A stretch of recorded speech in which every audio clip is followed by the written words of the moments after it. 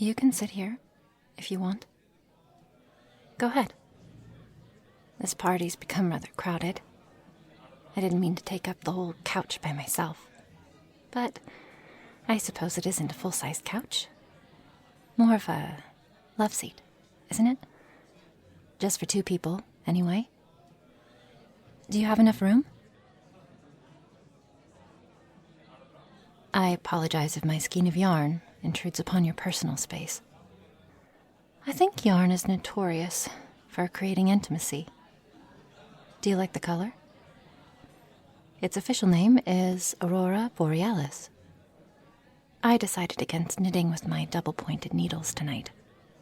I was afraid that I'd scare everyone away. Those GPNs could be quite deadly. However, the circular needle that I am using could potentially do a lot of damage, I imagine, but I doubt that it's nearly as imposing as those sharp double points. I'm knitting a pair of socks simultaneously. Do you see? This way, I'll be finished with both at the same time, and guaranteeing that they'll be the same length. Do you know how to knit? I love knitting. It's very relaxing. I make all my own clothes. I made everything I'm wearing tonight, except the shoes. But I got those for a song at the magical thrift store. That's where I get most of my sewing patterns, too. This blouse was all the rage in 1964. Do you like the colors? I don't know anyone at this party. Do you know the host? I may have been introduced, but I don't remember. A friend of mine brought me here, trying to get me out of the house more often, but it looks like she left without me. I hope she's having fun. She's a very fun person. How are you? Well, I appreciate you sitting with me and chatting. Would you like to have sex with me tonight? Are you all right? I'm sorry. I shouldn't have asked you that while you were drinking. Are you okay now? There. Maybe it just went down the wrong pipe. I didn't mean to surprise you with my query. I simply thought you might be interested. And personally, I find you attractive and non-threatening. I understand if you're wary of such an invitation, given that we just met a minute ago, and I'm brandishing my potentially deadly circular needle with a pair of socks dangling from it. I can put my knitting paraphernalia back into my tote bag, if that will help you relax. I take my knitting projects with me everywhere. I have several tote bags full, with multiple projects on needle at any given time. One never knows when suddenly one has a few minutes to kill and can complete another few rows of stitches. Do you find me attractive? That's sweet of you to say. This party is making me feel old. I'm probably the oldest one here. I'm not certain about that, but then I don't know anyone here. Except you. I don't wish to drag you away if you're enjoying the party, but we can go whenever you want. That is, if you'd like to take me up on my suggestion. Or perhaps you'd enjoy just spending some time with me. Maybe somewhere we can hear each other a little better. I admit I'm rather self-conscious in a crowd like this. By the way, I don't mean to pat myself on the back too much, but I'm actually a wonderful cook. If you'd like something more than party snacks and junk food. Would you like to go back to my place and explore all that I have to offer? Good. I'm parked just down the street. I don't live far away. You're certainly welcome to stay with me, as long as you'd like. Do you need to say goodnight to anyone here before we leave? Because I don't. All right then. Let me put on my shawl.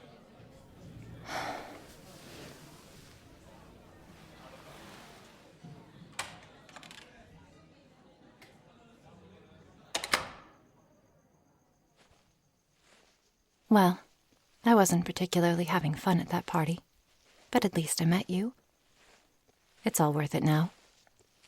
The insult of my friend bringing me there and abandoning me. The humiliation of sitting on that love seat alone for over an hour with no one talking to me.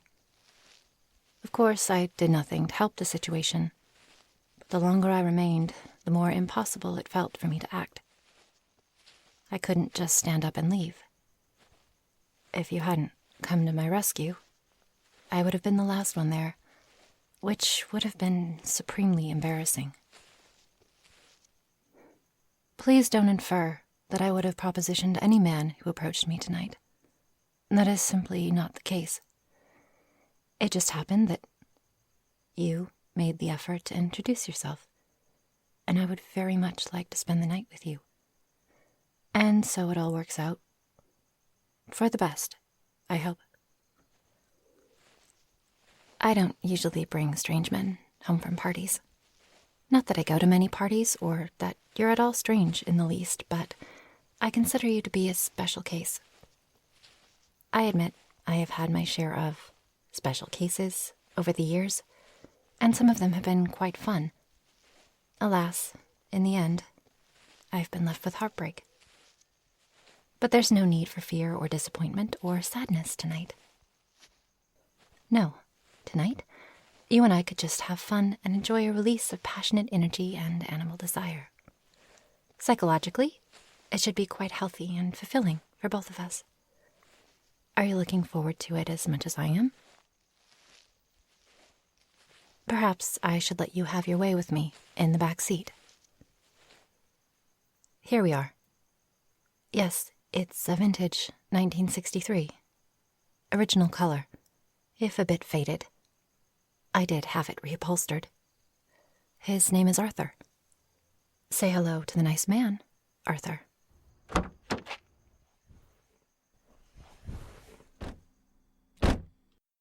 I think Arthur likes you. That's a good sign. No, he's not named after anyone. His D fell off, right there. So now it just says Art.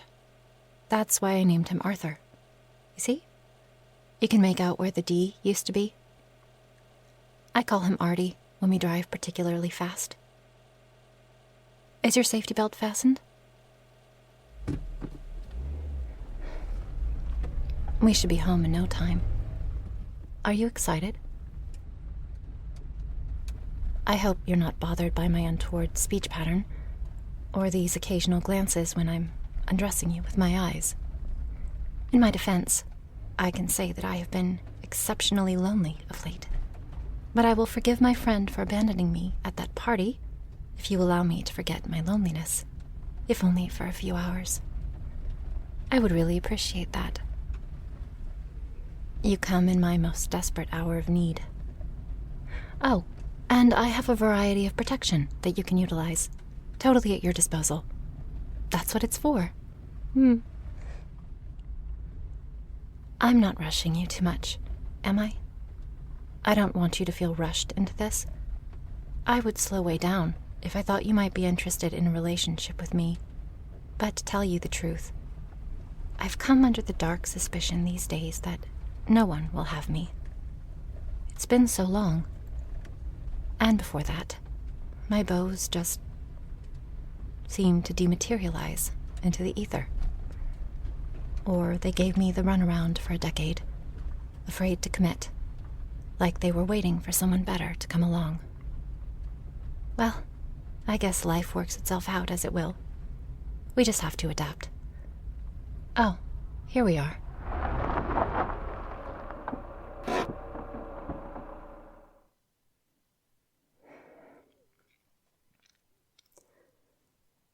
I instantly liked you. I've said more to you than I've spoken to anyone in quite some time. Practically bared my soul. I suspect it came off as tactless, pathetic, and desperate. You didn't go to that party tonight to find a drowning woman on a couch, did you? Or a middle-aged woman knitting a pair of socks simultaneously, who suddenly climbed out of her invisible shell and hauled you back to her place in a faded red jalopy. You have the most tender eyes. I've been daydreaming all this time that you might be able to understand me. Would you like to come inside?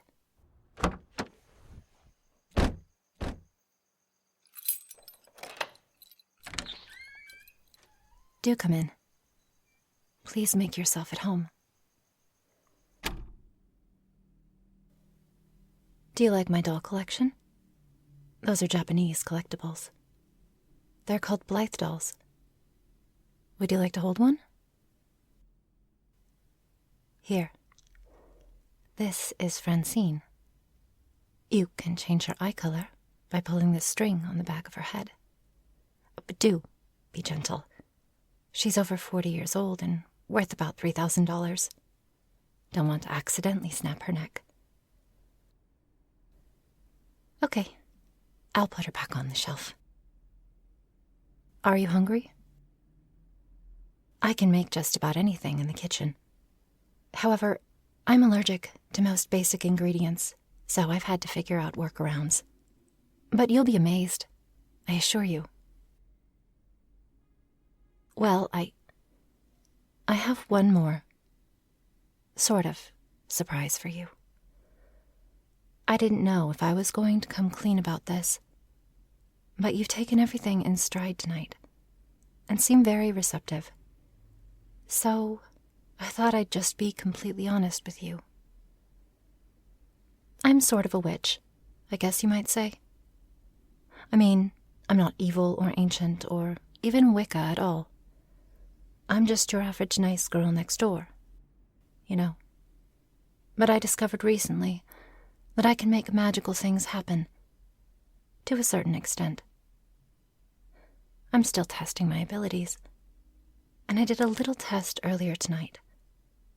You see, I asked the universe to send me my soulmate, and then my best friend showed up out of the blue, and she left me at that party, and then you showed up. So I was wondering, why did you go to that party tonight? You don't remember? You didn't know any of those people either. Interesting. What were you doing before you went to the party? You were grocery shopping for your family. You mean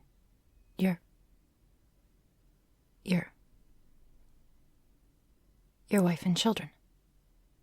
You're married. Of course.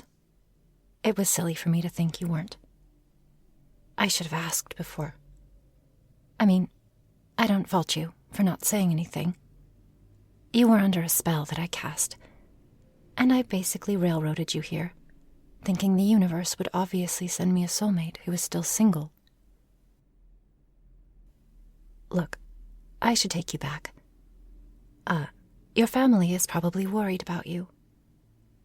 Do you remember where you parked?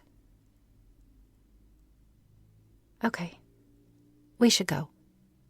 I'm not going to steal somebody's husband, even if he is my soulmate. I'm just not that kind of witch, I guess. No, I'm definitely not that kind of witch. Are you okay? Come on.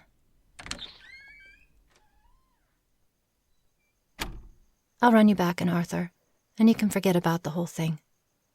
I'm terribly sorry for the inconvenience. I obviously have a lot more practicing to do on my casting spells. Probably should take some more safety precautions. Definitely will be careful about asking the universe for anything else anytime soon.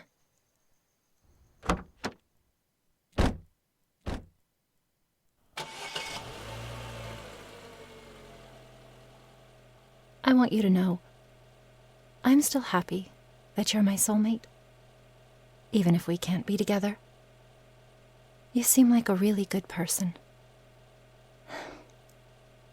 And now you know where I live, if you ever need a friend. Okay?